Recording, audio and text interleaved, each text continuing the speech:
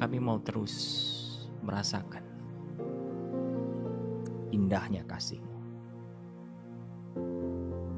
indahnya hadirat-Mu. Kami gak mau pergi.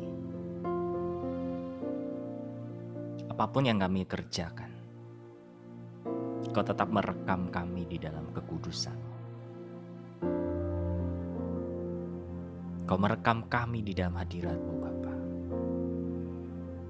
Inilah waktunya Kau mengisi seluruh hidup kami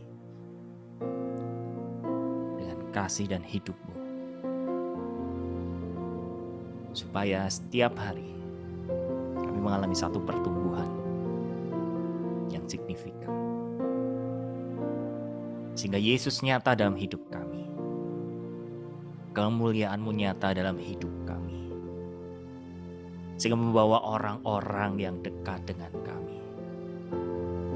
Mereka berjumpa dengan Engkau. Mari Roh Kudus, Engkau yang bicara, bukan anak-Mu. Kami mau diam. Kami mau berada di dalam pemberhentian. Biarlah Roh-Mu yang memanifestasi dalam setiap perkataan-perkataan yang keluar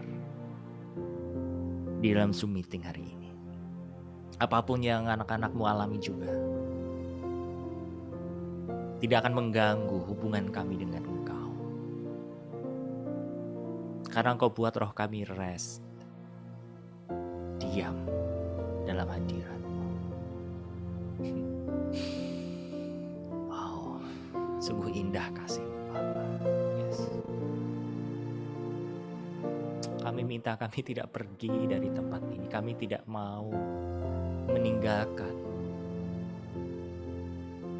hadirat. Dan biar setiap firman yang kami dengar betul-betul menyusun kehidupan kami untuk serupa dan segama dengan Kristus.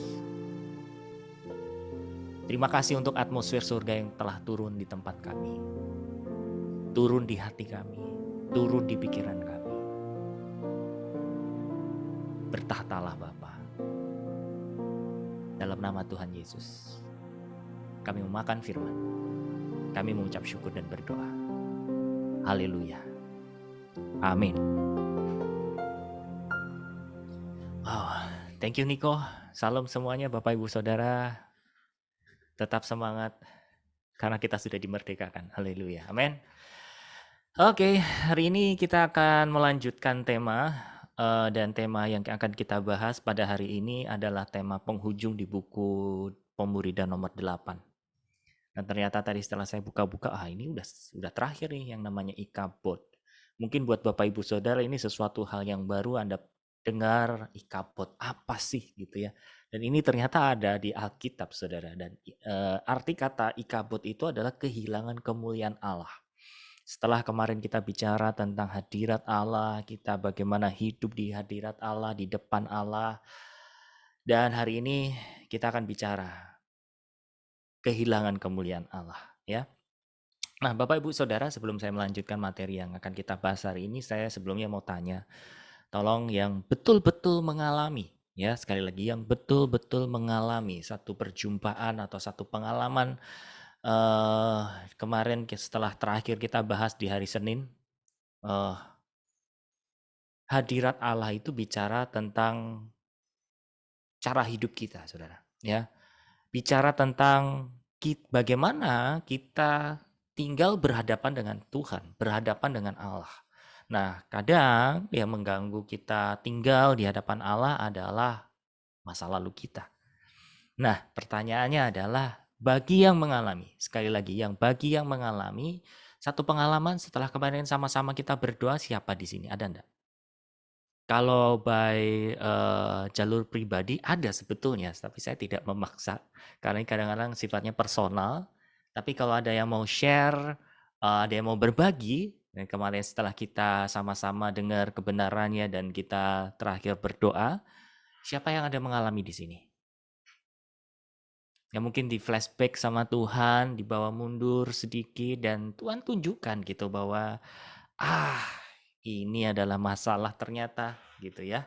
Dan saya mau bilang buat Bapak Ibu Saudara sekalian bahwa kalau itu sampai terjadi jangan tertuduh. Sebab gini, kalau kita bicara tentang keserupaan Saudara, kita bicara tentang pertumbuhan, itu sesuatu hal yang normal. Karena proses keserupaan dengan Kristus itu bertahap ya dan adaptif serta progresif. Artinya adaptif apa? Roh Kudus menyesuaikan dalam kehidupan kita dan sifatnya ada progresnya, Saudara ya. Sama seperti kalau Bapak Ibu Saudara di sini ngupas bawang seperti itu, ada layer by layer yang terus dikupas, yang terus dikupas. Mungkin hari ini kita merasa bahwa kita fine-fine aja, kita merasa bahwa kita sudah beres gitu ya, kita punya self image yang bagus, kita menjadi secure.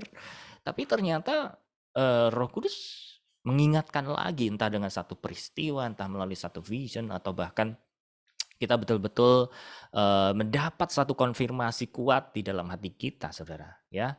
Kalau itu terjadi dalam kehidupan Bapak Ibu Saudara, jangan khawatir karena itu prosesnya, ya. Untuk menjadi serupa dan segambar itu enggak instan, Saudara. Ada hal-hal yang menjadi penghambatnya itu yang Tuhan beresi. Oke. Nah, jadi kembali lagi, adakah di sini yang kemarin mengalami? Tidak ada yang mengalami. Oke, enggak apa-apa.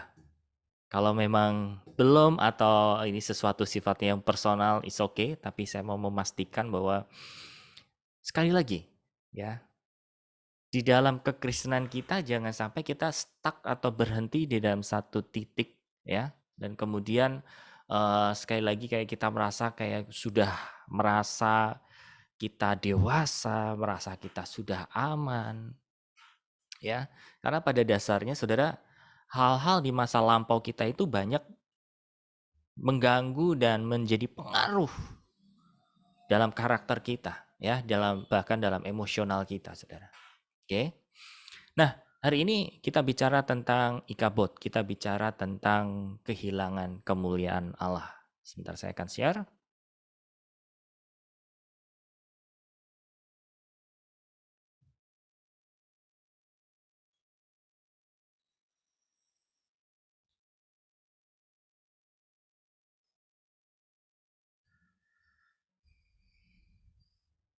Saya akan mulai dari sini ya. Oke. Oh, tadi ada chat ya, saya mengalami. Baik, apakah bisa diceritakan atau sifatnya personal, Ibu Johana?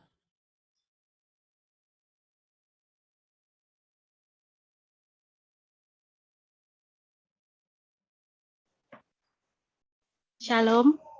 Iya, shalom, silakan. Kalau bisa dibagikan, silakan. Boleh, tapi nggak usah di video ya Pak, karena It's nggak okay, nggak dibuka ya masalah. videonya, Nggak karena apa-apa, tidak masalah. lagi rempong nih pas dengerin. Ya, selama seminggu ini saya ngalami terus-menerus, seperti dibongkar lagi bagian-bagian yang lampau saya pikir sudah selesai. Karena memang setiap kali diingatkan itu saya berdamai terus seperti itu.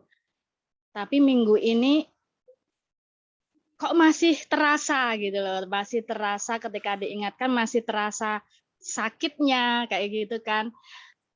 Saya sampai bertanya, "Loh Tuhan, kan udah selesai," gitu kan, maksudnya sudah menurut saya sudah sembuh gitu. Tapi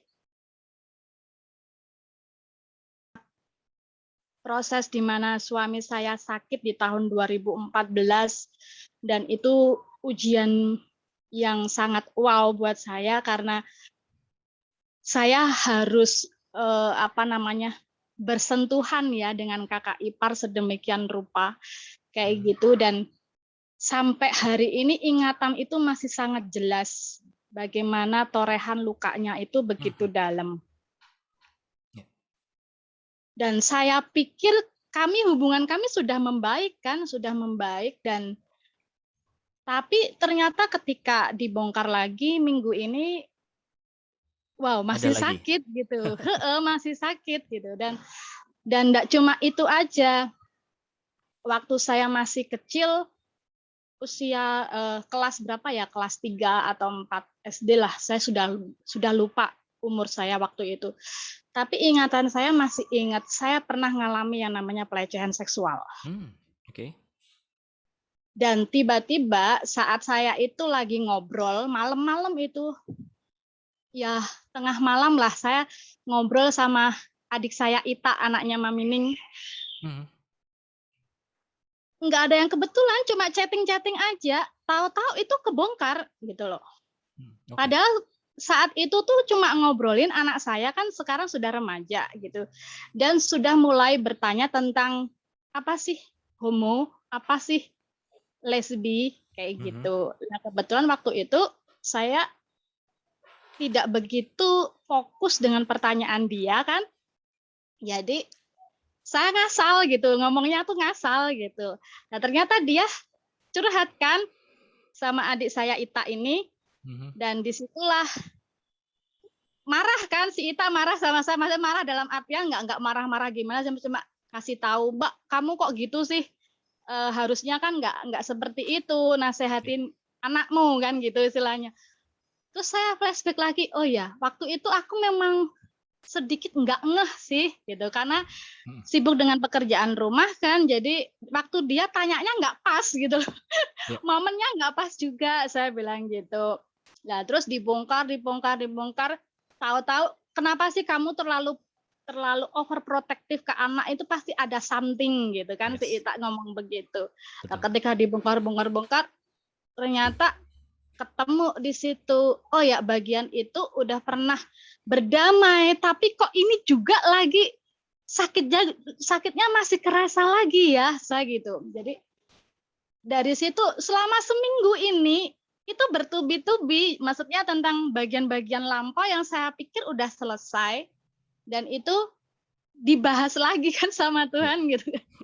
Dibahas lagi sama Tuhan sampai saya itu selama seminggu itu terasa begitu dingin dalam artian enggak suka disentuh gimana ya, kayak contoh kayak anak saya kan suka gelendotan, manja kayak gitu, saya udah minggir sana gitu, saya sampai seperti itu, mami lagi pengen sendiri gitu. Sampai seperti itu, saking apa ya namanya ya, terlalu sulit untuk mengatasi, ini aku nih kenapa sih gitu kan. Nggak sadar kan, padahal Senin yang lalu kan dengerin Zoom-nya Pak Agus kan, tapi nggak ngerti, nggak ngeh kalau semua yang dibuka ini kan sesuai dengan materi kemarin kayak gitu. Ya seperti itu Pak Agus. Jadi sampai selama seminggu ini saya juga kok dibongkar-bongkar seperti ini lagi ya, padahal saya anggap udah selesai gitu, udah damai kan gitu. Iya. Seperti itu Pak Agus. Terima kasih. Ya, terima kasih Bu Johanna. Sedikit saya mau tanya ya.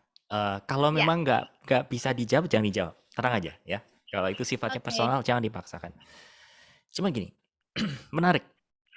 menariknya apa? Ini menjadi satu bukti ya bahwa kemarin kita sama-sama belajar gini, saudara ya. Hal-hal di masa lampau ini tanpa kita sadari itu membangun satu karakter, membangun satu bahkan lifestyle kita ya. Kalau tadi saya dengerin sedikit gitu ya, di masa lampaunya Bu Johanna ini mengalami satu kondisi lah ya yang tidak nyaman, sehingga beliau menjadi pribadi, menjadi orang tua yang overprotective. Nah, menariknya di mana? Gini saudara, saya itu minggu lalu ya ketemu adalah gitu, kenalan. Mereka ini pasangan gay ya, dan mereka open, dan kami berbagi cerita. Artinya berbagi cerita itu bukan saya mengalami, enggak gitu ya. Karena mereka open, mereka mau ditanya-tanya, saya tanyain terus, saudara. Seru gitu, malah saya jadi punya sumber sumber yang akurat, orang yang mengalami gay itu seperti apa, dulu dia mengalami ini, mengalami itu. Saya sampai kejar gitu ya, masa lalumu gimana, terus orientasi mohon maaf ya, orientasi seks kamu gimana kalau kayak gitu. Ya. Bukan berarti saya setuju dengan keputusan orang ini ya. Saya tidak setuju dengan keputusan orang ini, tapi saya menerima orang ini. Pribadinya saya terima. Nah, ke Bapak Ibu Saudara ya. Nah, akhirnya ngomong-ngomong dengan orang ini, pasangan gay ini, eh saya ceritanya orang ini dia punya satu anak angkat lah dari sepupunya gitu. Terus saya tanya sama salah satu orangnya. Saya mau tanya dong, gimana kalau misalkan si A, saya panggil si A gitu ya. Si A itu adalah anak angkatnya. Si A ini dia pengen nginep di rumah temannya. Kalian mengizinkan nggak? Oh, di situ adu argumen, saudara. Tapi bukan adu argumen yang negatif, enggak gitu. Kita adu gagasan segala macam. Pokoknya enggak. Walaupun itu orang yang kamu kenal, enggak, pokoknya enggak. Karena menurut saya, pokoknya kalau orang anak udah nginep di tempat lain, nanti dia pasti akan begini, dia pasti akan begini, dia pasti akan begini. Saya coba gali terus, saudara. Dan ternyata memang orang ini dididik dari orang tuanya seperti itu. Oke? Dia akhirnya menjadi pribadi yang overprotective. Saya cuma tembak gini. Kamu trust issue, kamu ngalami trust issue gitu. Dia diem. Ya. Jadi saudara, dua kisah ini yang saya ceritakan dan apa yang Bu Johana ceritakan buat kita semua. So, terima kasih sekali lagi Bu Johana, boleh menjadi satu bahan untuk kita sama-sama relaksasikan gitu ya, untuk membahas tentang materi kemarin, bahwa Sama-sama, tanpa Kak. kita sadari saudara, banyak hal di dalam karakter kita, sifat kita, emosional kita itu terpengaruh sama hal-hal yang udah lewat dulu gitu loh. Coba, kalau Anda memutuskan untuk memiliki satu sikap tertentu, coba gali saudara. Kalau karakter Anda tidak sesuai dengan apa yang Tuhan miliki, tidak sesuai dengan karakternya Kristus, atau lebih Anda punya satu barrier atau satu sistem imun, misalkan gini ya, saya tidak suka dengan orang yang model kayak gini. Pokoknya saya nggak boleh begini dan begitu dan segala macam. Itu sebetulnya tanda bahwa kita atau seseorang itu mengalami satu ketraumaan di masa lampaunya, sehingga dia membangun satu sistem imun di dalam sifatnya, di dalam karakternya, di dalam perasaannya, di dalam emosionalnya, untuk menjadi seperti itu. Nangkep ya? Tadi Bu Johana ceritakan, ya. Beliau menjadi orang tua yang, mohon maaf ya, sekali lagi Bu Johana ya, mulai sadar, iya kenapa ya seperti itu ya. Oh ternyata dulu pernah mengalami ini, pernah mengalami itu. Nah sebetulnya di situ Tuhan sudah tunjukkan sumbernya. Akarnya di mana? Memang ketika kita dibawa untuk mundur itu rasanya nggak nyaman. Seperti tadi Bu Johana cerita sendiri kan. Merasa kayak tawar, merasa kayak risih, pengen sendiri deh pokoknya gitu kan. Karena itu sesuatu yang ternyata masih menyakitkan di dalam hidup kita hari ini gitu. Nah solusinya gimana? Hadapi. Jangan cepat-cepat keluar. Hadapi sampai betul-betul deal sama Tuhan. Betul-betul selesai sama Tuhan. Kalau memang masih merasa sakit, ngomong sama Tuhan. Tuhan, aku masih sakit ketika saya melihat itu. Tuhan, aku masih tawar ketika memandang itu. Kayak misal kita menjadi pribadi yang sinis, kita menjadi pribadi yang mungkin gampang iri, gampang terluka, atau apapun itu saudara. Ada sumbernya kok pasti. Gak mungkin orang tiba-tiba menjadi seperti itu. Gak mungkin. Pasti ada akarnya saudara. Ya. Nah ketika Tuhan perlihatkan memang gak enak. Kayak gini contohnya ya. Ada orang-orang, saya berkali-kali ngambil contoh ini, tapi karena ini satu fakta gitu kan. Ada beberapa orang yang takut sama timbangan ketika dia harus nimbang badannya sendiri. Adakah di sini? Aman semua ya. Oke, kalau Anda merasa, saya nggak takut Pak, saya tiap hari nimbang, good. Tapi gini, ada orang-orang kalau mau dicek darahnya, kolesterolnya, segala macam, checklist itu, takut. Mungkin alasannya, udahlah saya beriman sama Tuhan Yesus, yang penting semua saya percaya baik. Oke, gini, keputusan Anda menyatakan itu dasarnya apa? Dasarnya takut atau memang Anda secure? Beda loh ya. Beda. Karena kalau emang dasarnya takut, Anda bukan beriman itu namanya. Tapi karena takut. Di-drive oleh satu ketakutan, saudara. Takut apa? Takut melihat kenyataannya. Takut nggak siap nerima hasilnya. Kok ternyata, aduh, gula darahnya tinggi. Aduh, kolesterolnya tinggi. Memang saya belum ke lab sih untuk ngecek semuanya, tapi one day. Ya, tapi kalau untuk cek yang secara instan itu beberapa saya udah gula darah, kolesterol, kemudian apa lagi? Ada beberapa gitu ya. Kenapa? Saya pengen tahu. Pengen tahunya apa? Saya harus berani melihat saya. Hati saya harus siap ketika, aduh nih kolesterolnya tinggi nih. Nah, disitulah yang menjadi alat untuk saya beriman. Dan mulai jaga diri. Ingat ya, kalau kita bicara soal masalah hal-hal yang negatif di dalam diri kita, kayak gula darah tinggi, kolesterol tinggi, caranya itu tidak hanya sekedar mendinai atau menolak itu, kemudian Anda deklarasikan, aku percaya kolesterolku nggak segitu, ini hasil semua bohong, Tuhan sudah tetapkan kolesterolnya bagus segala macam. Tapi kalau nggak bertobat untuk jaga makan, mulai exercise, ya mohon maaf, nggak kayak gitu cara mainnya, saudara.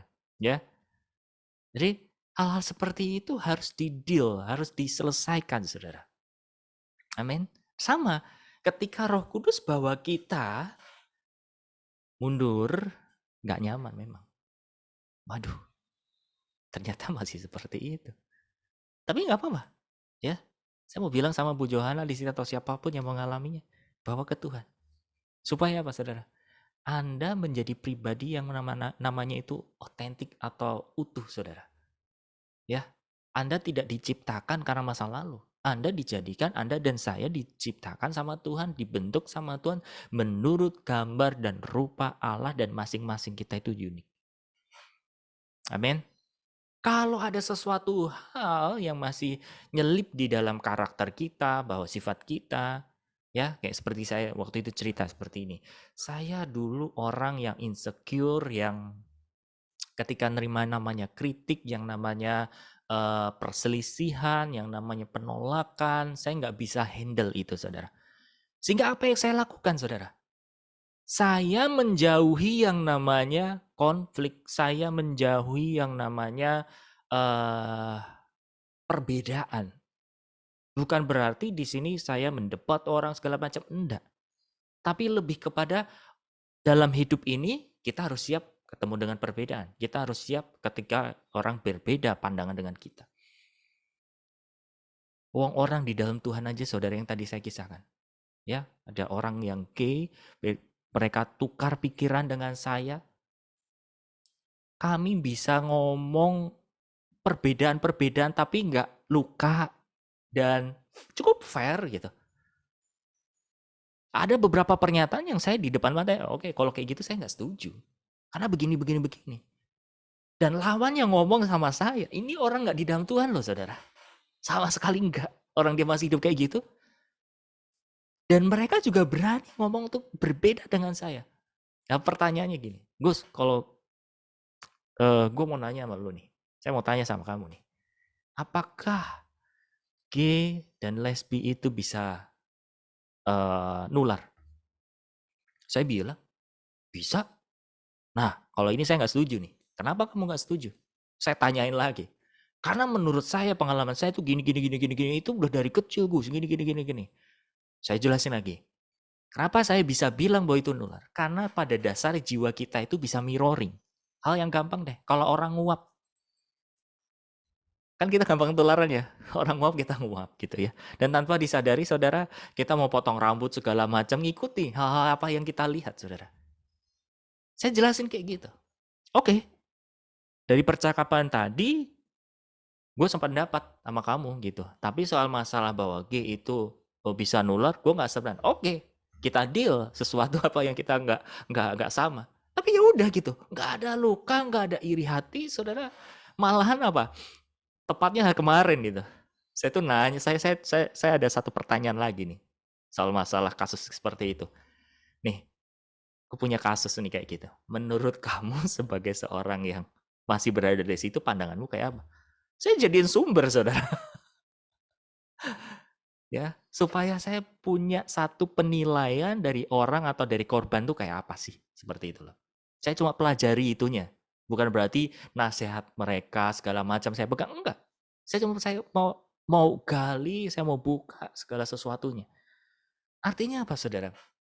Seperti tadi saya bilang gini, apalagi kita sebagai orang percaya, kadang kita takut menghadapi satu kenyataan. Kita takut menghadapi sesuatu apa yang mungkin gak nyaman buat kita. Tapi mulai sekarang, ayo. Kalau Anda hari ini punya mental, punya emosional yang sehat, lihat, belajarlah ngelihat, hadapin. Ya, orang yang utuh, orang yang sembuh, orang yang dipulihkan, dia berani untuk melihat segala sesuatu apa yang sudah lewat. Ya, iya dong. Kalau kita ngaku sembuh, kita ngaku bahkan kita mengampuni, tapi oh jangan deh, kamu jangan ngomong masalah si A. Saya sih udah mengampuni, tapi kamu jangan ngomong lagi soal masalah orang itu. Ya sakit berarti. Sorry bukan sakit, masih luka dong. Ya, kalau Anda memang masih luka nggak apa-apa. Artinya apa? Bawa itu ke Tuhan. Tuhan, ternyata aku masih luka. Ya seperti tadi Bu Johanna alam. Ya, ketika masih, Tuhan kok ternyata masih nggak enak nih Tuhan. Bawa ke Tuhan. Ya, nah kita berdoa dulu buat Bu Johanna. Saya ajak satu hati kita berdoa sama-sama buat Bu Johanna.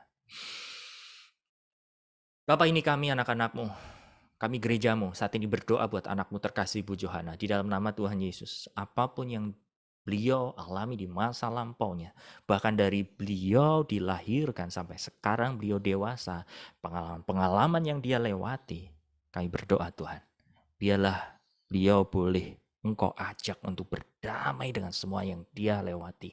Hal-hal yang mungkin menyakitkan, hal-hal yang membuat dia hancur, hal yang dia membuat terluka. Silakan Roh Kudus, Engkau yang pulihkan. Karena Yesus mati di atas kayu salib, membayar hari ini dan masa lalunya. Bahkan masa depannya pun. Engkau sudah tanggung di atas kayu salib. Saat ini buatlah hatinya Bu Johanna betul-betul boleh menerima dirinya di masa lampaunya. Boleh menerima orang-orang di sekitarnya yang mungkin dulu sempat melukai. Kalau hari ini beliau masih sulit untuk mengampuni, mampukan dia dengan kasih-Mu Tuhan. Di dalam nama Tuhan Yesus. Dan biarlah karakternya mulai hari ini, mulai detik ini, Engkau munculkan pribadi Tuhan Yesus di dalam diri beliau. Beliau boleh bertumbuh menjadi pribadi yang utuh, pribadi yang komplit di dalam nama Tuhan Yesus. Terima kasih Bapak. Dan semua gambar-gambar yang rusak di masa lampaunya, baik itu gambar orang tua, gambar keluarga, please Roh Kudus, Engkau yang pulihkan. Bahwa kabar keluarga yang sempurna itu adalah keluarga Allah yang ada di sorga. Dan biarlah itu tercermin dalam kehidupannya Bu Johanna. Jadilah pribadi yang mulai hari ini secure dan menjadi kepanjangan tangan Bapa di muka bumi ini, kepanjangan Roh Kudus di muka bumi ini, kepanjangan Tuhan Yesus di muka bumi ini. Buat suaminya, buat keluarganya, buat anak-anaknya. Dalam nama Yesus kami berdoa. Amin. Oke. Baik. Adakah yang masih sama, membahas hal yang tema sama? Sekali lagi, kalau dia masih mengalami hal Saya Pak yang Agus. sama, oke, silakan Bu. Pak Agus, kita kan baru Senin belajar dari Pak Agus ya. Terus doa di dalam hadirat Allah ya. Tapi saya terasa saat itu ya terasa wah hidupku ada damai gitu. Tapi tahu-taunya malamnya anak saya nagih duit orang, ditonjok orang sampai mukanya bengkak. Iya, wow saya merasakan ya. Wow Tuhan ternyata anak saya tidak mudah ya di luar ya. Orang itu utangnya udah agak lama, jadi saya bilang pasti Willy juga ngomongnya emosi kali ya. Saya bilang ya kok nagih duit bisa ditonjok orang mukanya. Sampai ke dokter periksa ke apa duit nggak ditagih, periksa ke apa ke dokter Jipik ya, sampai habis 2 juta lebih. tambah nombok ya Will, kalau nagih duit orang ternyata kamu emosi ya. Iya Ma, aku ada salahnya karena dia udah lama nggak mau bayar Ma, jadi aku nagihnya agak emosi. Dia tonjok saya, tapi saya Ya. dilindungi oleh teman katanya. Wah berarti itu damai saya seketika tuh hilang loh Pak. Pak Agus benar hilang ya. Saya itu ya pribadi saya selalu merasakan ya saat saya merasa benar-benar merasakan damai Allah itu ada dalam hidup saya pasti ada masalah yang membuat damai saya hilang lagi Pak Agus. Saya mau tanya ya, apa itu saya memang selalu diinginkan Tuhan untuk belajar dan belajar lagi Pak Agus gitu? Ya. Supaya saya belajarnya lebih baik dengan anak saya kan hidup bersama anak saya ya gitu ya. Anak saya pun nggak mau lapor polisi, dia maksudnya mau lapor polisi kan, ditonjok sampai dia punya pipi tuh keluar darah dikit, dia takut kan gitu. Jadi periksa ke dokter bilang nggak apa-apa. Udah itu ya Pak, Ya, baik. saya itu merasakan itu Tuhan itu sedang mendidik saya untuk belajar lebih baik lagi untuk anak saya pun dia mengaku salah, dia ada emosi karena udah utang lama. Akhirnya anak saya bilang, Ma, dia memang lagi sedang tidak punya duit. Saya emosi, saya juga salah gitu. Mau lapor ke polisi, Willy harus lapor polisi harus kasih 20 juta dulu. Tahu lah Pak Agus lah polisi Indonesia lah. Jadi nggak mau Willy nggak lapor, jadi sama teman damai aja gitu. Itu artinya saya sedang tidak ada kedamaian, sedang saya dididik Tuhan untuk hadapi apapun ya. Kan saya hadapi apapun biasanya sendiri ya sama anak saya ya. Saya dididik Tuhan untuk belajar lebih baik lagi. Apa saya memang kenapa selalu merasa saya ada damai ya, selalu pasti kadang ada masalah yang membuat saya berpikir kembali Tuhan sedang mendidik saya lagi untuk belajar lebih baik lagi Pak Agus. Betul nggak Pak Agus? Itu Baik, pertanyaan Bu saya. Terima Kona. kasih. Walaupun mungkin agak sedikit belok ya, tapi nggak apa-apa. Ini ada yang japri ke saya, WL kita bilang, jangan jadikan damai sebagai perasaan, tapi jadikan damai sebagai keputusan. Saya setuju. Ya, bahwa damai sejahtera itu memang sumbernya Tuhan berikan buat Anda dan saya. Betul nggak? Tuhan yang ngomong, firman Tuhan yang bicara. Ku berikan damai sejahtera, dan damai sejahtera yang ku berikan tidak seperti dunia berikan. Damai yang Tuhan beri, damai yang dunia berikan itu apa saudara? Ketika kita lagi dapat berkat banyak gitu ya, kita lagi seneng saudara, kita kan perlu damai, betul nggak? Tapi coba saat-saat kita menerima ketidakadilan, saat-saat kita mungkin dihina, saat-saat kita mungkin mengalami sesuatu yang kita tidak mau atau kita tidak duga saudara, apakah damai itu tetap ada? Sejujurnya perasaan kita akan kehilangan damai itu, betul tidak? Makanya dikatakan, saya sependapat ya, bahwa yang namanya damai sejahtera itu adalah sebuah keputusan. Jadi kita tetap memutuskan tenang, ya. Kita tetap memutuskan untuk oke, Anda harus dealing dengan segala situasi yang ada. Aku memilih hatiku damai, walaupun mungkin luarnya itu rasanya kayak mengganggu, luarnya itu rasanya nggak nyaman, saudara. Ya, sama seperti yang tadi kita dapetin di Remoka tadi pagi. Nggak tahu Bapak Ibu Saudara dapat sesuatu atau tidak, tapi saya sendiri di flashback sama Tuhan tuh gini saudara, bahwa dia itu masih memberikan tempat yang namanya pemberhentian. Apa sih artinya? Saudara, sebagai kita sebagai orang percaya, harusnya kita semua itu tinggal dalam pemberhentian Allah. Itu bicara soal masalah roh kita, itu bicara soal masalah hati kita, itu bicara soal masalah pikiran kita, saudara. Ya, kalau dikatakan kita masuk di dalam pemberhentiannya, artinya segala sesuatu yang membuat kita tidak nyaman, membuat kita takut, membuat kita mungkin hatinya gusar dan seterusnya, tapi kita bisa handle itu. Karena apa? Roh kita berada dalam pemberhentian Tuhan. Pikiran kita ada damai sejahteranya. Hati kita penuh dengan Roh Kudus, hati kita penuh dengan damai, saudara. Itu arti kita berhenti dalam pemberhentiannya. Ya, coba perhatikan dalam setiap kehidupan kita, Bapak Ibu Saudara. Tuhan selalu pakai hal yang kecil untuk mengajari kita hidup di dalam damainya. Entah kita kehilangan barang yang kita suka, betul nggak ya? Kita nyari-nyari kemana. Atau bahkan kita kehilangan binatang peliharaan kita. Atau bahkan orang-orang yang kita cintai, saudara. Itu semua untuk mengajar kepada kita tentang diam dalam pemberhentiannya. Ya, tadi pagi saya share, saya dapat satu hikmat Tuhan, satu rema Tuhan berkata begini. Ini sebenarnya saya dapat beberapa hari lalu saat saya lagi jogging. Saya lagi ngerenung. Jadi, and again, kalau mungkin Bapak Ibu Saudara pernah dengar cerita kisah kucing yang nggak pulang beberapa hari lalu tuh kejadian lagi, saudara. Jadi ada kucing kita punya kucing tuh 3 gitu ya, anjing 1. Nah, biasanya dilepas pagi kucing, dan sore atau malam itu pulang. Nanti kalau jamnya itu nggak pulang, kita cari di mana gitu, dan hampir 99% ketemu gitu ya, selalu dia pulang gitu. Nah, tapi ada satu hari, 2 hari lalu, di mana Jakarta lagi panas banget, anginnya juga gede gitu. Ini kucing nggak pulang seharian, saudara, sampai besok. Kami udah doa, kami minta pelayanan malaikat Tuhan tuh bawa kucing itu untuk balik ke rumah ini. Dah, malamnya kita beriman, saya sama istri beriman, besok pagi udah pulang.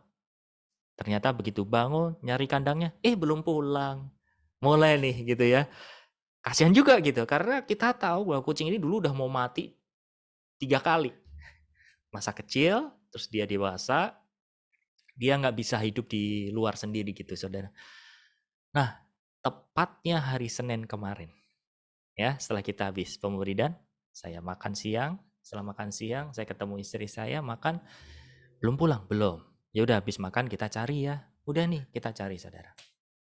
Kita cari, dan baru saya keluar rumah bawa sepeda ya, nggak sampai 10 meter. Saya mau jalan ke satu tempat, tiba-tiba kepala saya kayak ditengokin paksa gitu. Ada satu got, dan kucing itu keluar dari got itu. Dengan kondisi yang lemas, ya. Dan akhirnya ya udah, saya ambil, saya pungut, bawa ke dokter hewan. Dan akhirnya kemarin di kateter karena dia nggak bisa pipis, ada masalah di ginjalnya. Kira-kira seperti itu. Nah, pada saat kucing itu belum balik ke rumah, pagi saya bawa untuk perenungan saya, Tuhan, Kau sedang mengajari apa ini? Oke, hati yang tidak terikat, baik, terima Tuhan gitu. Tapi apa lagi? Terus tiba-tiba muncul gini, saudara. Iman percaya. Oke, iman percaya itu bicara soal masalah punya pengharapan dan keberserahan. 2 itu yang Tuhan sampaikan. Artinya apa nih Tuhan? Coba nih. Ketika kamu beriman, apakah totally 100% kamu percaya kepadaku? Enggak. Masih ada sekian persen saya takut, saya masih bimbang, saya masih memikirkan plan B. Kata Tuhan, iya, betul. Terus, lalu apa maknanya dengan pengharapan dan kebesaran? Gini, jadi saya sambil olahraga, saudara, tapi saya menikmati persekutuan itu dan dapat, saudara. Dia bilang bahwa ketika kamu beriman, kamu berharap kepadaku dan berharap itu terjadi. Betul? Betul. Nah, kalau yang kemarin kamu mikir plan B-nya, nanti kalau nggak kejadian gimana ya? Nanti kalau itu, atau dibilang overthinking gitu ya. Nah, pakailah sekian persennya itu untuk berserah kepadaku. Artinya apa Tuhan? Berserah itu percayai segala sesuatu apapun yang terjadi. Kalau pengharapan kamu nggak menyampai, berserah. Artinya berserah, percayakan itu kepadaku. Kalau sampai itu tidak kejadian, itu berarti ada satu maksudku.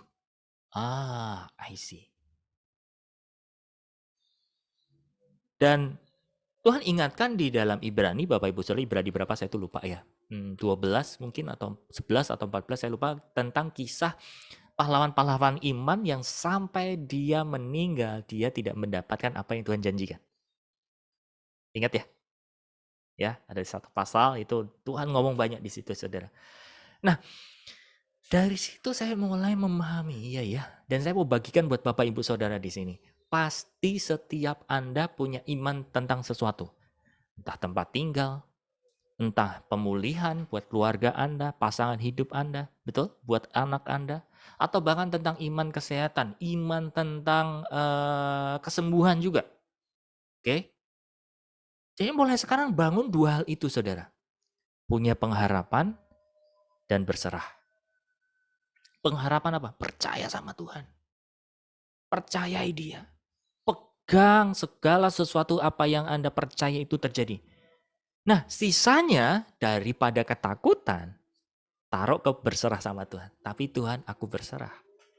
Kalau sampai nggak kejadian, ya itulah yang terbaik. Saudara, kalau kita tidak melihat kenyataan itu, kadang kita bisa protes sama Tuhan. Anda bisa terluka sama Tuhan. Betul nggak? Karena apa? Anda cuma menghabiskan itu semua untuk pokoknya ini harus terjadi. Mohon maaf ya. Terlebih lagi saudara kalau kita mulai kehilangan orang yang kita cintai. Saya pernah mengalami saat itu. Ya, atau mungkin Bapak Ibu Saudara relate dalam kehidupan Anda, kehilangan suami, istri, anak, orang tua, atau orang yang Anda cintai, Anda kasihi. Saya pada saat itu siang sebelum ibu saya dipanggil Tuhan, itu betul-betul perasaan itu udah kacau banget, perasaan itu udah kuat banget bahwa ibu saya mau dipanggil. Saya nangis di jalan, saya nangis saudara. Ya, dan kemudian malamnya benar-benar baru saya dikabari sama orang tua saya disuruh pulang ke Solo. Udah akhirnya kami pulang. Itu jam 9 malam kami berangkat, dan waktu masih di jalan jam 3:30 pagi dikabarin bahwa ibu saya nggak ada. Saya bertanya-tanya di dalam sepanjang perjalanan ini, Tuhan, why? Kenapa begitu cepat? Terus Tuhan kasih alasannya, saudara. Gini, kalau aku pertahankan ibumu, kamu masih siap gak bagi waktu buat dia? Kamu mau hadir buat dia? Saya nggak bisa ngomong apa-apa. Berarti saya minta kalau diperpanjang sampai usianya, itu untuk egoisme saya. Saya nggak mau kehilangan. Saya dapetin jawaban saya seperti itu. Ya udah, saya berserah. Oke, aku percaya kepadamu Tuhan. Ya walaupun saya nangis, walaupun saya butuh beberapa minggu untuk menghilangkan kedukaan saya, kehilangan saya, saudara. Tapi saya memutuskan untuk hal itu. So buat Bapak Ibu Saudara yang mengalami hal yang sama, saya mau bilang seperti itu. Bahwa sebagai orang percaya, milikilah pengharapan. Bahwa apa yang Anda imankan, itu Tuhan berikan. Tapi kalau sampai itu tidak terjadi, berserahlah sama Tuhan. Kalau itu sampai terjadi, berarti ada satu maksud yang jauh melampaui daripada iman kita atau pengharapan kita. Betul tidak? Dia yang tahu segalanya, dia yang tahu yang terbaik buat kita. Amin. So, kita lanjutkan, saudara. Baik, kita akan masuk ke materinya ya.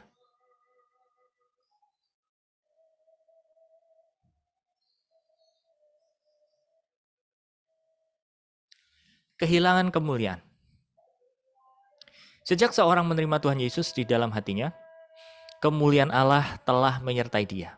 Rohnya menjadi satu dengan roh Tuhan Yesus, atau lebih tepat cloning Yesus. Roh Kudus juga dikaruniakan sebagai penolong dan jaminan bahwa cloning Yesus itu akan terus bertumbuh mencapai kepenuhan Kristus. Akan terjadi pergeseran kesadaran dari sadar akan diri sendiri kepada sadar akan kehadiran Tuhan. Semakin kita melupakan diri sendiri, semakin kita menyadari keberadaannya. Perpindahan kesadaran seseorang akan hadirat Tuhan ini membentuk suatu aura atau pancaran atau lingkaran cahaya atau kemuliaan Tuhan itu, saudara, dalam kehadiran Tuhan. Orang lain yang memasuki aura ini terkena imbasnya dan ikut masuk ke dalam hadirat Tuhan. Bila hidupnya benar di jalan Tuhan, aura itu semakin bertambah kuat. Sebaliknya bila ia berbuat dosa, aura itu hilang lenyap. Mengapa Adam dan Hawa sadar mereka telanjang setelah memakan buah pengetahuan baik dan jahat? Karena mereka telah berbuat dosa. Aura yang amat terang sebagai pakaian mereka telah hilang. Dengan segera Adam kehilangan hadirat Tuhan dan ia diusir dari Taman Firdaus. Setelah itu, dengan demikian komunikasi dengan Tuhan juga terputus. Kehadiran Tuhan, kemuliaan Allah, Pakaian kemuliaan selalu berupa terang yang menyelubungi Allah atau orang yang kudus. Adam kehilangan kemuliaan Allah sejak memakan buah pengetahuan hal baik dan jahat. Jadi saudara, kalau kita bicara aura ini memang sesuatu hal yang kayaknya supranatural. Tapi izinkan saya membahasnya gini saudara. Pernah ya Anda dengar orang-orang yang bisa ngelihat bahwa dia tuh auranya warnanya ini loh, warnanya itulah. Ya, terlepas itu benar atau tidak saudara. Di alam yang namanya supranatural, di alam yang namanya alam roh itu betul-betul nampak gitu loh. Saya ambil satu contoh. Ada orang-orang yang takut sama kuasa kegelapan atau takut sama makhluk roh. Ya, apapun itu bentuknya, takut sama kegelapan. Ada di sini yang masih takut? Nah, kadang nyadar gitu loh bahwa mungkin ada beberapa orang yang sebetulnya bisa ngelihat, sebetulnya tahu bahwa tempat itu ada sesuatu, tapi pura-pura nggak tahu. Pura-pura nggak ngelihat, nggak lihat. Kenapa coba? Dulu pernah terjadi ya, dan saya ceritakan. Ya jalan malam sama istri di komplek, lewatlah satu rumah. Waktu lewat satu rumah yang kosong, saya bilang, saya cowel. Istri, tahu nggak? Ada yang duduk tuh di atas. Dia cuma diam, agak jalan cepat, jalan setelahnya itu baru ngomong, kok kamu ngelihat hal sama? Iya gitu. Terus apa yang kamu alami? Ya pokoknya udahlah, pokoknya nggak lihat gitu. Enggak loh. Makhluk roh itu tahu loh. Taunya dari mana? Itu tadi, yang namanya aura kalau bahasa umumnya Anda tahu, saudara. Semacam gini loh. Kalau Anda juga punya binatang ya, saudara ya. Binatang itu kan nggak punya apa ya, sense kayak manusia 100% gitu ya. Tapi kadang-kadang binatang itu atau Anda kalau punya anjing segala macam, dia kadang-kadang bisa ngerti. Walaupun Anda nggak ngomong gitu ya. Saya ngomong sama anjing saya juga. Saya cuma bilang, "Yuk," gitu. Dia tahu. Dia mau diajak pergi atau jalan-jalan gitu. Ya. Atau kita bohong, dia tahu. Dia diem aja. Atau bahkan kita nggak ngomong. Ya, saya nggak ngomong sama anjing saya lagi beres-beres, dia udah excited, saudara. Dari mana dia tahu? Dari instingnya dia mencium, kalau bahasanya secara dunia seperti itu, saudara ya. Tapi kalau di alam roh, makhluk roh itu bisa ngelihat bahwa ini orang anak Allah nih. Ini orang kudus nih. Ya, makanya gini saudara, kalau kita sebagai orang percaya, nggak heran kalau Anda jadi tontonan buat makhluk-makhluk roh itu, percaya atau tidak? Baru nih kejadian beberapa hari lalu, itu hari apa ya, saya lupa. Malam minggu mungkin, hari Sabtu. Saya pergi ke Bogor. Ada satu tempat malam, kami butuh tempat buat minum. Tiba-tiba, ada satu tempat, itu coffee shop, dan rumah-rumah Belanda gitu ya. Begitu masuk, jeng-jeng. Aduh, banyak banget nih barang tumpahnya, banyak banget. Saya cuma sama istri saya cuma toel-toelan. Duh, ya udahlah. Kita harus punya iman dong, gitu. Dah nih, singkat cerita mau pulang dari tempat itu, saudara. Saya ke kamar mandi. Tunggu, saya mau kamar mandi. Oke. Begitu saya masuk kamar mandi. Oh, banyak banget ini isinya. Ya udahlah, cuek aja gitu ya. Saya tahu dia ngeliatin, saya tahu dia fokus kepada saya, cuek aja pokoknya, udah kamar mandi. Begitu saya ke kaca, aduh, ada makhluk yang berupa kayak gini. Ya udah cuek, berusaha terus cuek.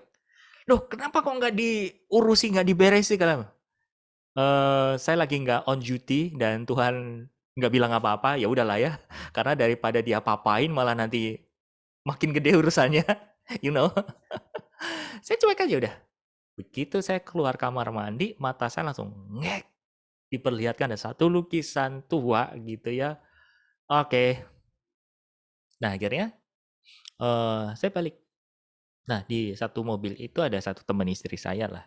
Dia juga mata rohnya terbuka gitu saudara. Begitu saya masuk mobil saya namanya Wahyu. Yuk, apa yang lo lihat yuk? Matamu keluar kamar mandi jangan lihat kiri Gus gitu. Loh, sama berarti. Padahal kami tuh nggak ngomong saudara. Tapi sesuatu yang kita rasakan, yang kita lihat itu sama, gitu kan. Terus ada ininya, ada itunya. Kami coba konfirmasi, kami coba kopin. Iya benar semua, ya memang itu tempatnya banyak kayak gitu gitu. Nah, saudara, hal-hal kayak gitu tuh di alam roh nggak bisa ditipu loh. Nggak bisa. Makanya saudara, kalau kita berjumpa dengan Tuhan, dengan yang gelap aja bisa transparan loh. Apalagi dengan Allah, dengan Tuhan saudara. Makanya dikatakan gini, kalau kita hidup tulus dengan Tuhan, kita telanjang di hadapannya, itu nggak ada rasa takut. Karena apa? Kita beres, kita nggak ada luka, kita nggak punya hutang di masa lalu, hati kita nggak menyimpan sesuatu hal yang kita pendam, yang kita simpan. Kenapa? Terbuka. Amin. Nah, kemuliaan Allah itu turun atas orang Kristen, atas anak-anak Allah, dan itu bisa terlihat di alam materi dengan apa, saudara? Perbuatannya, tutur katanya, responnya. Amin. Jadi, saya nggak nakut-nakutin, tapi memang. Jadi kayak tadi saya keluar dari toilet tuh kayak benar-benar saya berjalan di apa itu namanya tuh panggung gitu ya, diliatin kanan kiri, cuma cuek aja udah. Karena apa? Karena makhluk gelap itu dia penasaran dengan sesuatu yang terang. Ya. Kenapa kalau orang-orang yang nggak di dalam Tuhan mau dicuekin aja Gus segala macam? Ya sama-sama gelap buat apa bagi mereka gitu kan. Nah, itu yang terjadi saudara. Jadi iblis itu penasaran tanda petik gitu ya. Iblis itu usil sama kita karena apa? Kita punya terang Tuhan, saudara. Itulah kenapa orang Kristen terus dikejar aja sama iblis.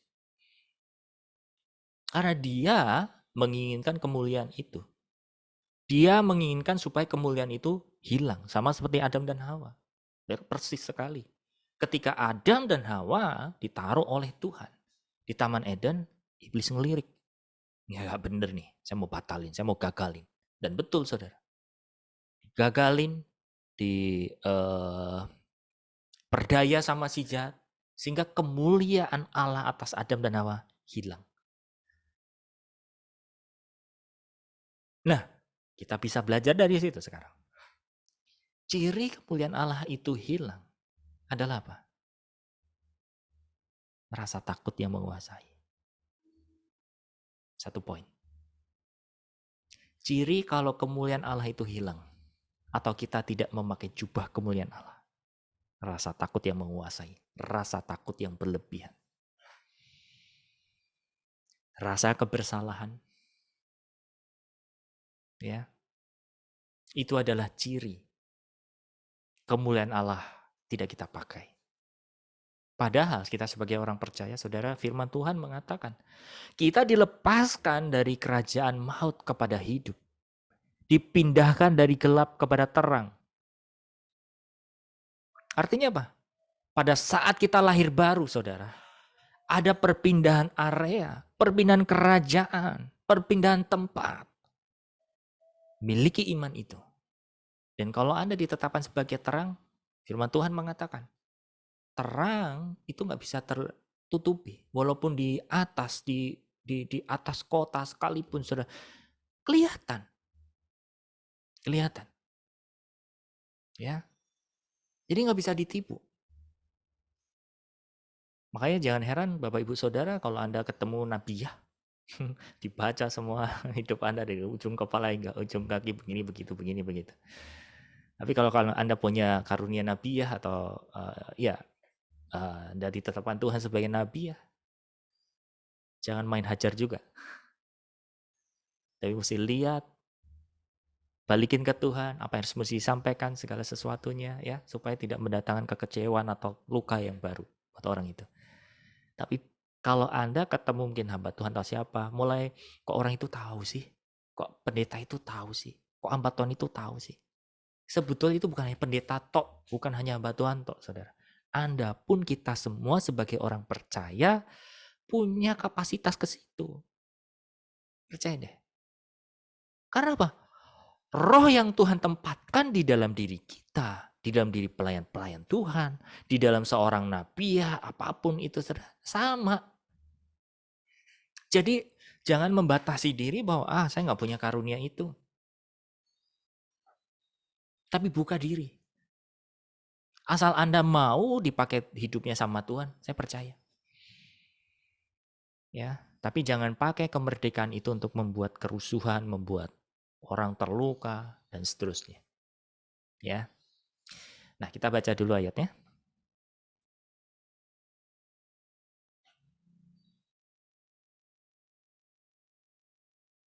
Oke. Kejadian 3 ayat 10. Dia menjawab, ketika aku mendengar bahwa engkau ada dalam taman ini, aku menjadi takut. Nah, ini satu bukti yang tadi saya katakan, saudara. Ketika kemuliaan Allah itu luntur dalam diri manusia, rasa takut menguasai. Karena aku telanjang. Ya, yang pertama takut, yang kedua malu atau merasa nggak layak. Oke. Sebab itu aku bersembunyi. Nah, perhatikan di sini saudara ya. Ketika takut dan malu menguasai Adam dan Hawa, ketika kemuliaan Allah itu terlepas dari diri manusia, akhirnya manusia punya satu sistem imun yang disebut apa? Bersembunyi. Oke, nanti saya akan jelaskan. Saya bacakan ayat 11-nya dulu. Firman-Nya, siapakah yang memberitahukan kepadamu bahwa engkau telanjang? Apakah engkau makan dari buah pohon yang kau larang? Engkau makan itu? Jadi Bapak Ibu Saudara, ketika Anda nyadar, kok ada rasa malu ya? Datang sama Tuhan, kok rasa bersalahnya kuat ya? Kok kayak ngerasa nggak layak di hadapan Tuhan ya? Artinya apa saudara? Anda melepaskan diri dari kemuliaan Allah. Caranya gimana kalau seperti itu? Just be there. Akui penebusan Tuhan telah menebus dosa Anda statusnya anak Allah, hampiri tahta Allah. Apapun yang terjadi, ngomong. Ya. Karena kalau kita nggak selesaikan seperti itu, saudara, seperti dari tadi kita bahas, kita membuat diri kita sembunyi. Dengan kata lain apa?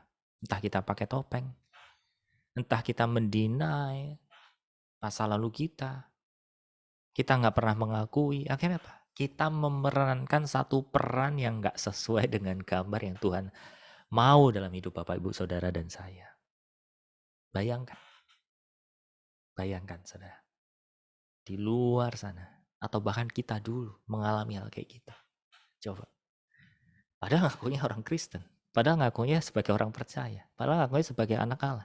Tapi tidak menjadi dirinya sebagai anak Allah yang Tuhan mau. Karena apa? Kita sembunyi. Sembunyi dari apa? Sembunyi dari masa lalu kita. Sembunyi dari setiap kesalahan-kesalahan kita. Ya. Percaya deh. Ini fakta bahwa orang kalau nipu pasti dia akan mengkamuflase atau dia akan memalsukan sesuatu, benar nggak?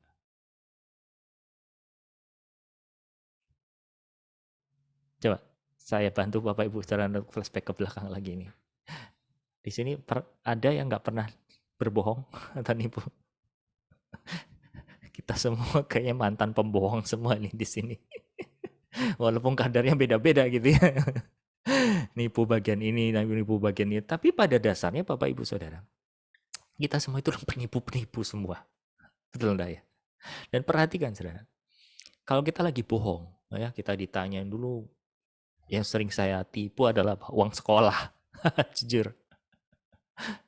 Kalau ditanya, udah dibayar? Udah. Gurunya begini gini. Saya mengarang cerita, saudara. Kenapa? Ada sesuatu yang saya tutupi. Dapat sesuatu di sini. Jadi Bapak Ibu Saudara, kalau kita nggak jujur sama Tuhan, kita nggak terbuka sama Tuhan, ada sesuatu yang kita masih simpan, itu akan pasti membuat kita tidak otentik, tidak original. Kita pasti akan merekayasa sesuatu, saudara. Nah, masalahnya di sini yang kita rekayasa adalah apa? Hidup. Bukan hidup orang lain, tapi hidup kita. Kita rekayasa, saudara. Harusnya jalannya lurus, sesuai Tuhan mau, tapi kita belokin ke sana. Setiap orang mengalami ini, termasuk saya. Makanya supaya kita keluar dari ketertipuan itu adalah apa? Terbuka. Kalau Anda hari ini menyadari sebagai orang Kristen, sebagai anak Allah, sebagai orang percaya, saudara, sembuhlah. Sadari bahwa Anda dikuasai oleh kemuliaan Allah. Supaya apa? Anda bisa transparan di hadapan Tuhan. Memang segala sesuatu kalau kelihatan transparan itu, waduh, ya seperti tadi ya, kalau kita mau cek darah kita, isi kontennya apa-apa aja, segala sesuatu, saudara ya, nggak nyaman, betul. Sering dinilai orang mungkin, sering dinekatain orang mungkin. Kenapa kita telanjang? Adakah di sini yang merasa sebagai orang Kristen kok kayaknya dinilai terus sama orang, dilihat terus sama orang, diomongin terus sama orang? Ada di sini? Banyak pasti. Itu nasib kita kok. Kenapa? Karena kita itu telanjang, saudara. Baik buat di hadapan iblis maupun di hadapan sesama. Yesus yang bilang, dia seperti domba sembelihan. Karena apa? Dia bawa terang. Dan iblis selalu membuat trap atau jebakan-jebakan supaya apa? Kita lepas dari kemuliaan itu. Sama kayak Adam dan Hawa. Sama kayak Tuhan Yesus. Dia coba digagalin sama Tuhan. Dengan apa? Jebakan-jebakan itu. Supaya ketika dia jatuh. Nah. Terangmu luntur. Kemuliaanmu hilang. Itu yang disasar. Kenapa sih iblis selalu pengen kita jatuh, saudara? Supaya kita melepaskan kemuliaan Allah. Ya. Kalau sampai Anda jatuh. Seberapa buruknya Anda? Seberapa kotornya Anda? Hampir ditata Allah. Walaupun kita kotor penuh dengan lumpur, saudara. Nama Anda nggak dicoret kok dari kakaknya kerajaan surga. Anda tetap anak. Amin. Oke, saya bisa lanjut ya.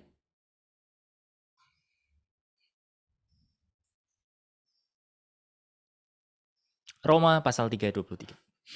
Karena semua orang telah berbuat dosa dan kehilangan kemuliaan Allah dan oleh anugerahnya telah dibenarkan dengan cuma-cuma melalui apa? Penebusan dalam Kristus Yesus. Please, ayat ini tolong direnungkan, dihagah, dipegang. Terutama ayat 24. Oleh kasih karunia Yesus kita dibenarkan dengan apa, saudara? Cuma-cuma. Melalui apa? Penebusan dalam Kristus Yesus. Ini adalah senjata satu-satunya untuk datang sama Tuhan. Apapun yang Anda alami hari ini, apapun masa lampau Anda, cukup satu aja passwordnya. Tuhan, aku mau datang kepadamu. Ini aku, terimalah aku. Aku percaya penebusanmu. Iya ya, aku akui Tuhan, aku telah berkali-kali kejatuh dosa yang sama terus. Tapi nggak ada jalan lain Tuhan selain aku pakai jalan ini. Jalan satu-satunya adalah Engkau. Ya, saya lanjut.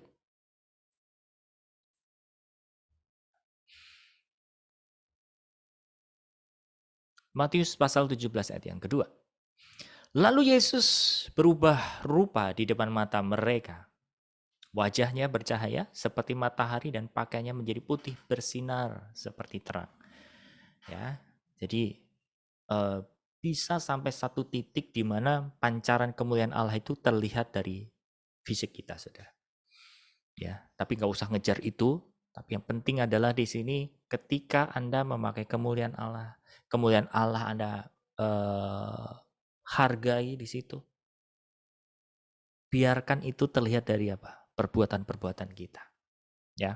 Mazmur 104 ayat 1 dikatakan, "Pujilah Tuhan, hai jiwaku, Tuhan Allahku, Engkau sangat besar. Engkau yang berpakaian keagungan dan semarak, yang berselimutkan terang seperti kain, yang membentangkan langit seperti tenda."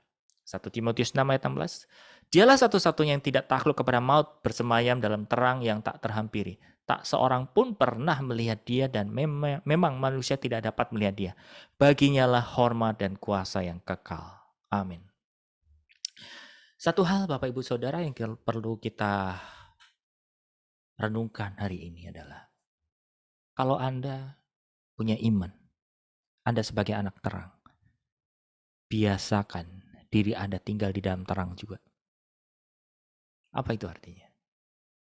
Kalau kita memilih tinggal di dalam terang, siap-siaplah terlihat segala sesuatunya. Ya, gak perlu pakai shadow, gak perlu pakai bayangan, gak perlu pakai topeng. Biar kelihatan otentik, biar kelihatan, ya. Saya ambil satu contoh misal gini. Saya yakin di sini nggak ada, tapi saya pernah melihat ya, terutama bagi perempuan. Jadi ada beberapa perempuan yang memang apa ya, kalau pakai apa namanya, kosmetik atau apapun itu benar-benar yang absolut gitu ya, sampai nggak kelihatan benjolan kecilnya, sampai nggak kelihatan ininya gitu ya. Oke ya. Nah, biasanya kalau udah mulai ada cermin atau ada lampu atau sinar yang terang tuh udah ngaca terus nih, udah bener nggak ya? Kelihatan nggak ya? Bagian ini kelihatan nggak ya? Kelihatan. Karena apa? Supaya nampak kelihatan perfect. Itu nature. Jadi jangan tertuduh juga saudara ya. Tapi saya mau ambil contohnya gini. Nah, tinggal di dalam terang tuh kayak gitu. Sering kita pengen apa ya, menutupi kekurangan-kekurangan kita saat berada di dalam terang. Aduh, kalau terang kelihatan nih bagian sininya, kelihatan nih baris sini. Tapi kalau kita punya keberanian, saudara, kita memang berdamai dengan terang itu sendiri. Anda akan punya keberanian, ya udah, inilah saya. Ya begitu modelnya. Nangkap esensinya, saudara. Ya, jadi Bapak Ibu Saudara, jangan hanya cuma teori Anda beriman bahwa Anda anak terang, tapi Anda bermasalah kalau orang jujur sama Anda. Anda bermasalah kalau orang mulai mengkritik Anda, menilai Anda, dan seterusnya. Saya pernah ngobrol sama teman-teman, sama Dimas, sama Pak Anton. Kayaknya seru nih. Jadi dijadikan satu bahan gitu ya, nanti bandel lah. Tolong diingatkan aja atau Anda tanya ke kami gitu. Kami mau ngomong soal masalah perbedaan gitu ya. Kami bertiga mau saling ngelihat, nih kamu tuh di bagian sini, bagian belakang ada gini, ada begitu. Tidak ada settingan, tapi biarkan nggak tahu responnya seperti apa. Modal kami adalah kami mau nerima, kami mau saling mengampuni gitu. Tapi menurut saya setelah renung gini, iya. Saya waktu saya mandi, saya di kamar mandi. Gitu. Nanti kalau acara itu ada, saya ditembak bagian ini gimana ya? Saya ditembak bagian itu gimana ya? Rasa-rasa takut itu natural ada, saudara. Tapi gini, saya memutuskan untuk ya udahlah. Kalau memang harus dilihat, dilihatlah, gitu. Ya, jadi untuk menjadi pribadi yang transparan, menjadi pribadi yang terbuka, itu adalah sebuah keputusan. Tapi jangan berhenti di situ. Maksud saya jangan berhenti hanya sebatas kita jujur, kita terbuka. Tapi what's next-nya apa? Itu loh. Karena apa? Orang di luar sana dengan ilmu sosiologinya, saudara, dengan ilmu psikologinya, saudara, dia percaya hal seperti ini. Cuman apa? Dia berhenti bahwa ini lo gue, ini lo saya itu orangnya kayak gini. So, kalau lo kayak Anda orangnya seperti itu, mau nggak berubah? Gitu loh. Jadi kita tidak bisa hanya bangga membuat diri kita bahwa kita terbuka, kita jujur. Jangan bangga di situ. Tapi masih ada satu step lagi untuk apa? Kalau Anda tahu kejujuran Anda dibuka di situ, apa yang Anda mau lakukan? Effortmu apa? Apa keputusanmu? Apa Anda mau berubah? Kalau Anda nggak mau berubah, ya belum selesai berarti. Anda jadi pribadi yang terbuka? Ya. Anda jadi pribadi yang jujur? Iya. Tapi Anda berhenti di situ. Saya tuh orangnya begini. Saya tuh orangnya begini. Saya model tipikalnya seperti itu. Satu sisi Anda mulai membuka diri, tapi sisi yang lain, saudara, belum sampai goalnya. Goalnya adalah apa? Kristus. Memang sih, semua Tuhan nggak akan ubah kita semua menjadi sama satu karakter, jadi robot, enggak. Ada bagian unik-unik kita Tuhan tetap pertahankan, tapi nilai keserupaan Kristus, nilai sifat Kristus itu harus ada. Amin. Karena itu yang mencerminkan kemuliaan kita seberapa besar. Dan seberapa besar pula kita bertumbuh. Seberapa dewasanya kita di dalam Tuhan. Ya. Lanjut.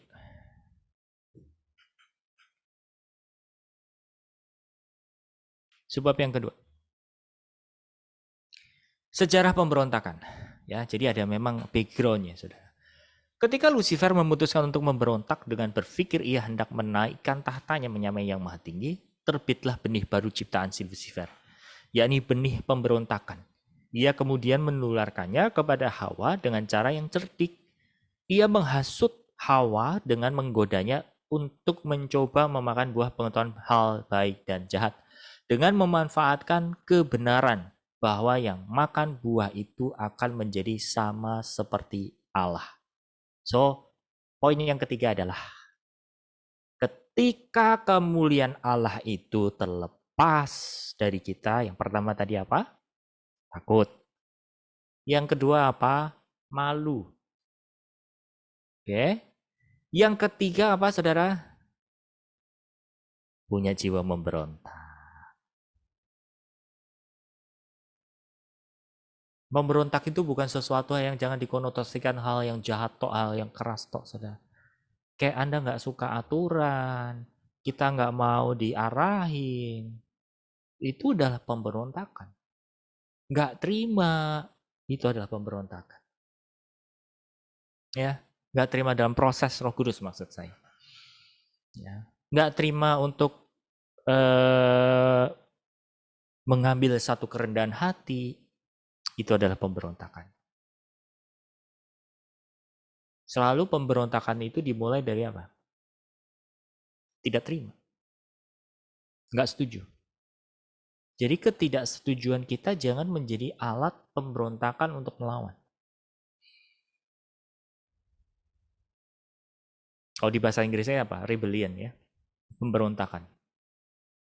Kalau dasarnya memberontak Allah, saudara.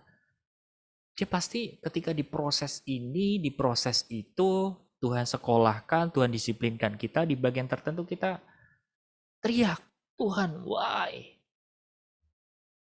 Saya dulu lama di situ, saudara. Saya terus bertanya-tanya, why? Kenapa, dan kenapa itu terjadi. Kenapa? Ada benih pemberontakan. Kemuliaan Allah nggak saya pakai. Saudara. Karena kalau saya pakai, harusnya dong kita percaya sama yang punya hidup kita, betul nggak? Kalau itu harus terjadi, itu harus dilewati, ya dilewati.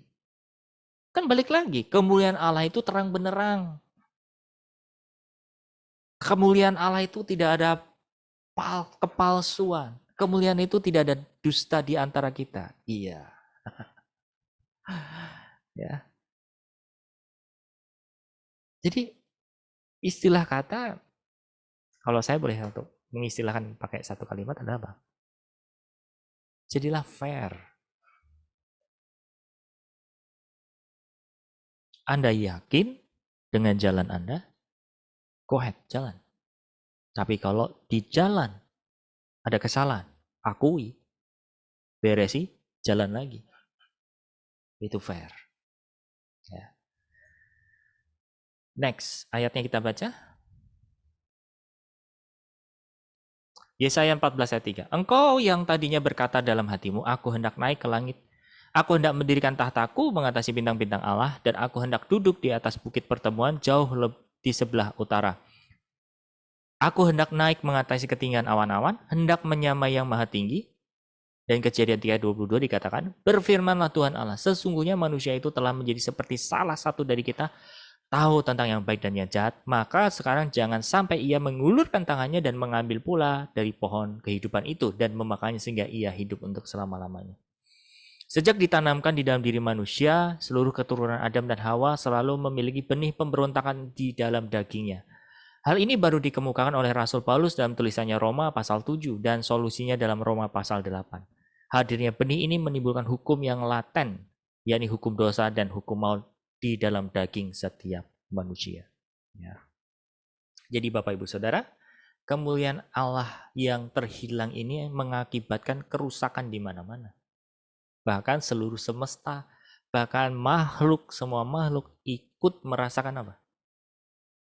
Kekacauannya. Ya, itu dikatakan di Roma 8 kalau Anda baca di situ, Saudara. Ya, tapi hari ini yuk sama-sama kita putuskan untuk terus selalu berada di dalam terang Allah. Dengan cara apa? Mulai jujur sama diri sendiri. Ya. Terbuka di hadapan Allah. Akui itu di hadapan Allah.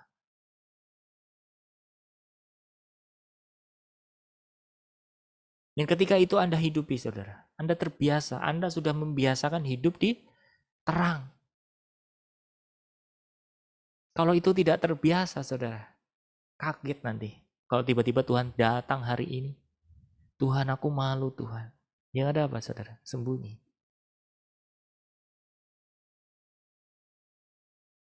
Dan saya mau ajak Bapak Ibu Saudara siang hari ini untuk mengambil satu keputusan. Sederhana. Bilang sama Tuhan, Tuhan, aku mau tinggal dalam terang-Mu. Aku mau belajar dibuka. Silahkan. Ya. Kalau mungkin pada saat Anda habis berdoa terus dalam kehidupan sehari-hari Anda, Tuhan pakai suami, Tuhan pakai istri, Tuhan pakai anak, Tuhan pakai siapapun. Ya, itu proses. Tapi sadari, saudara, pelajaran hari ini. Kita mau belajar hidup dalam terang. Buka. Ya. Kalau memang belum bisa, mulai belajar terbuka diri Anda kepada Tuhan dulu deh. Atau paling tidak, saudara, cari orang yang Anda percaya. Mulai bagikan kesulitan Anda. Mulai bagikan apa yang Anda sedang alami. Karena kadang gini loh, kita itu berharap kita curhat sama Tuhan tok selesai. Which is secara teori benar sih. Tapi lagi-lagi kalau dasarnya kita itu insecure, dasarnya kita takut, kita trust isu sama sesama, ya nggak akan beres-beres. Ngaku hanya terbuka sama Tuhan hanya menjadi satu alasan untuk apa? Insecure, menutupi rasa kebersalahannya. Ya. Tapi kalau kita mau benar di hadapan Tuhan, oke lah. Ya, Anda nggak mau cerita ke forum seperti ini. Dan memang nggak harus sih. Makanya tadi di awal ketika Bu Johanna cerita, ya silakan jawab kalau yang bisa dijawab, nggak usah jawab kalau memang nggak bisa jawab. Anda ceritakan ada beberapa orang yang chat ke saya secara pribadi, saya nggak perlu sebut namanya, saya hargai itu. Ya, karena apa? Memang nggak semua orang sama, harus terbuka. Tapi terbuka di hadapan Tuhan, terbuka sama diri sendiri, mesti harus dibangun. Amin. Oke ya, dapat sesuatu, kita sama-sama berdoa. Kita mau datang sama Tuhan siang hari ini. Ya. Tapi sebelumnya, kalau ada pertanyaan dari Bapak Ibu Saudara, mungkin saya masih bisa menjawabnya. Adakah yang mau ditanya? Sesuai materi kita? Pak, Ibu Marta. Oke, iya, silakan. maaf ya saya off, Pak. Boleh. Tadi Bapak bilang jujur terhadap diri sendiri, apa itu sama dengan berdamai dengan diri sendiri ya, Pak? Sama. Oh iya. Sama. Jadi jujur begini, berarti berdamai dengan jujur terhadap Allah, terhadap diri sendiri dan sesama semua disempurnakan ya Pak ya. Betul. Oke, Dimulai terima dari kasih Pak. dalam. Dimulai Terima dari kasih dalam. Pak. Firman Amin. Tuhan mengatakan, pemulihan dari apa? Keterbukaan. Keterbukaan karena apa? Jujur. Oke ya. Jadi mulai dari dalam dulu. Kalau kita nggak terbiasa jujur sama diri sendiri, jujur sama Tuhan ya pasti nggak jujur sama sesama gitu loh. Tapi kalau Anda terbiasa jujur sama Tuhan, Anda ngaku, saya itu jujur sama Tuhan, tapi saya nggak bisa jujur sama manusia, gimana dong? Trust issue itu namanya. Ya, bolehlah, bangun. Nanti pertanyaan mungkin ini, seberapa kita harus jujur sama orang, kan gini-gini segala macam. Tenang. Nanti damainya Tuhan itu yang akan kontrol Anda kok. Ya, nggak perlu sibuk, nggak perlu takut. Nanti kalau kita jujur, nanti ya saya ditanya di forum ini, saya harus jawab gimana dong? Ya katanya harus jujur, bukan. Jangan takut. Kita harus bisa membedakan yang namanya personal, namanya itu sesuatu hal yang pribadi gitu ya, nggak bisa disamakan kok. Oke, ada lagi satu lagi mungkin. Ada introvert untuk sampai pada muka diri bukan berani bersaksi, itu proses. Yes, betul, Johan benar. Nah, tipe kalau orang ada introvert, ada extrovert. Introvert itu apa? Kayak ya gak mau banyak orang tahu. Kita nggak bisa paksain dia. Tapi ada orang-orang yang memang pengen tampil, pengen muncul gitu ya. Tapi nggak bisa orang maksa gini, kamu tuh jangan tampil lah. Ya memang orang extrovert gimana? Atau sebaliknya, orang introvert bilang, kenapa sih kamu sembunyi melulu gitu. Tapi tenang saja bahwa Tuhan itu akan membalance, saudara. Ada masa-masanya, ada titik-titik di mana oke, kalau Anda introvert, kalau memang Tuhan suruh Anda bicara untuk bersaksi, ya pasti Anda bersaksi. Tapi kalau Anda memegang introvertnya itu, ya ini masalah. Lagi-lagi ada trauma, gitu ya. Seperti itu. Oke, ada lagi? Satu lagi? Mas Agus, Yes. kalau yang apa? Gimana? Trust issue sama insecure tuh gimana kita milih ya orang yang tepatnya tuh Mas untuk kita sharing kayak gitu. Masalah kita kayak apa namanya? Kan kayak gini kan kayak pengajar-pengajar yang di luar Jogja gitu, gimana kita mau tahu gitu loh. Dilihat dari buahnya pun karena ketemu juga agak sedikit kalau saya sendiri, saya pribadi ya Mas ya. Ya, gitu. ya. Makasih. Oke. Yang pertama-tama doa, berdoa. Tuhan temukan orang yang tepat. Temukan orang yang tepat. Tuhan akan arahkan. Yang kedua memang lihat track recordnya. Buahnya. Walaupun mungkin nggak ketemu, lihat responnya, lihat reaksi-reaksinya. Itu bisa dilihat, bisa dinilai. Seperti itu. Ya, tapi yang jelas balik lagi ya, carilah orang yang fair. Gitu. Artinya fair itu apa? Ya kalau Anda jujur apa adanya, Anda bisa dengan leluasa ngomong dan Anda bisa jujur juga. Maksudnya tolong ya bagian ini jangan diceritakan. Pasti akan dihargai kok. Gitu loh. Makanya kalau Bapak Ibu Saudara dengar ya cerita saya yang saya nggak pakai nama, saya sembunyikan namanya. Karena apa? Jaga privilege, jaga privacy orang itu. Atau bahkan nggak saya sebut sama sekali. Ya, nggak diceritakan. Seperti itu. Apakah cukup menjawab, Yusuf? Iya cukup Mas. Terima kasih Mas Agus. Sama-sama. Oke ya, ada lagi terakhir? Terakhir terus. Karena saya melihat waktunya masih ada satu lagi. Tidak ada? Oke, kalau tidak ada, kita tutup dalam doa yuk. Bapak terima kasih, hari ini kami belajar bagaimana hidup di dalam terang. Tuhan, kami nggak mau melepaskan kemuliaan yang Kau berikan buat kami. Bukan berarti kemuliaan ini untuk kami curi, untuk kami ambil. Tidak. Karena bahwasanya Kau juga rindu memberi kemuliaan-Mu sendiri buat kami supaya orang melihat, seluruh makhluk melihat bahwa kemuliaan-Mu terpancar dalam hidup kami dan nama-Mu dipermuliakan.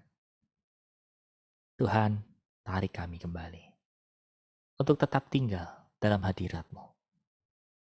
Menikmati suasana kasih, keterbukaan, dan lagi Roh Kudus.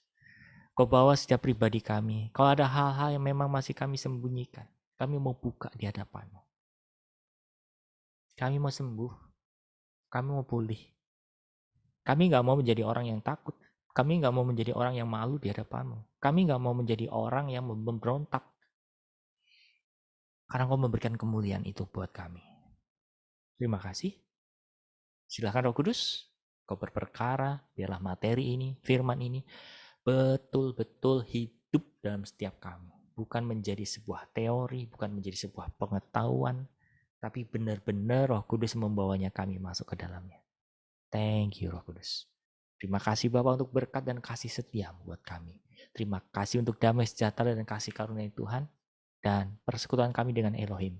Boleh kami nikmati setiap saat, kapanpun, dimanapun. Terpujilah Engkau Bapa. Di dalam nama Yesus kami sudah berdoa dan bersama-sama yang percaya katakan amin. Oke, silakan buka videonya. Kita foto sebentar. Makasih Pak Agus. Sama-sama Bu. Yuk kita foto sebentar ya. Silakan dibuka. Saya siapkan.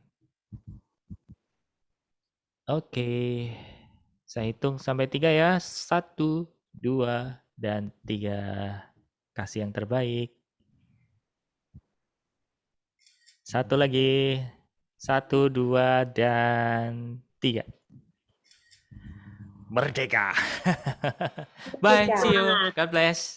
Thank you Pak Agus. Ya, sama-sama. Terima kasih. Bagus. Bye. Thank you Niko. Terima kasih Thank you semuanya. Niko.